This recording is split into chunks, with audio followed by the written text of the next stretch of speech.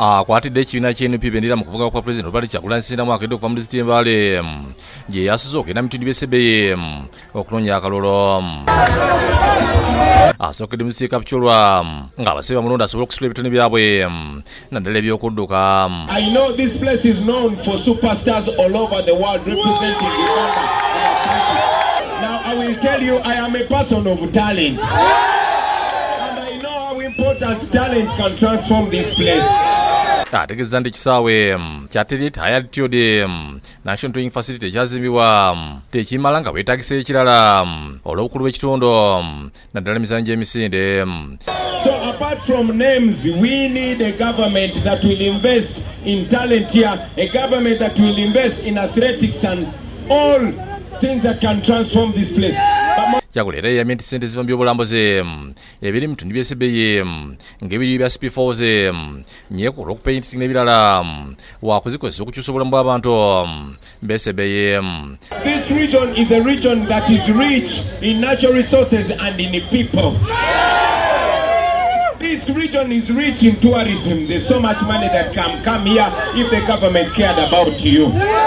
Abantu b'e Sebei okufaananako ne bannaabwe ab'etteeso Lango ne Kalamoja nabo babanje nti zabanyagibwako era Kyagulanyi abusuubiza mu nnaku 10 ezisooka ng'awangudde wakusaawa enteekateeka y'okubalirira ente zaabwe. Vote for the umbrella because we have a plan to pay for your cars in the first 100 days when I am president. Kyogeno kyakuno tasobodde okubeera olukuŋŋaana ng'abantu obwedda bayogera nabo abasanga ku makubo.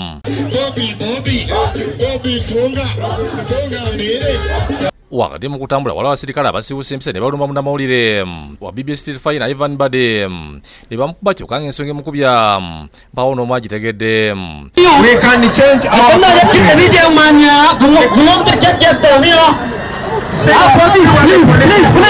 See what the police is doing to the journalists. That is what the police is doing to the journalists. See what the police is doing to the journalists. Let's go to the venue. Let's go to the venue.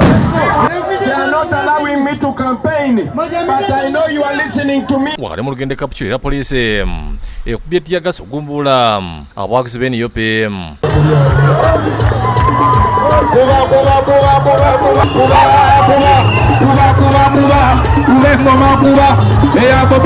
Illegal. What you're doing is illegal. Bwekuti obwedde mu disitulikiti y'Ekwiniga eno Kyagulanyi n'abasanze ku makubo n'abasaba akalulu.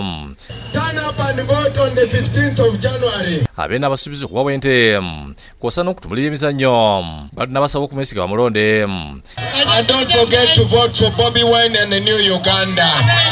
The umbrella is a symbol of a new Uganda. Bw'atuuse mu disitulikiti Bukwo asanze poliisi egadde ekkuba eringira mu kibuga era takkiriziddwa kuyingira ng'obudde bubadde buweddeyo. Kyagulanyi abulidde abasirikale nti obudde kituufu bubadde buweddeyo nti agenda kwebaka kyokka poliisi teyagadde kumanya bwetu ne mulagiro okudda gy'avudde. Kyagulanyi bw'alabye ng'obudde bweyongera okuziba n'apondoka n'addayo. David Tamale yakusagidde guno ku lwa Bukedde TV.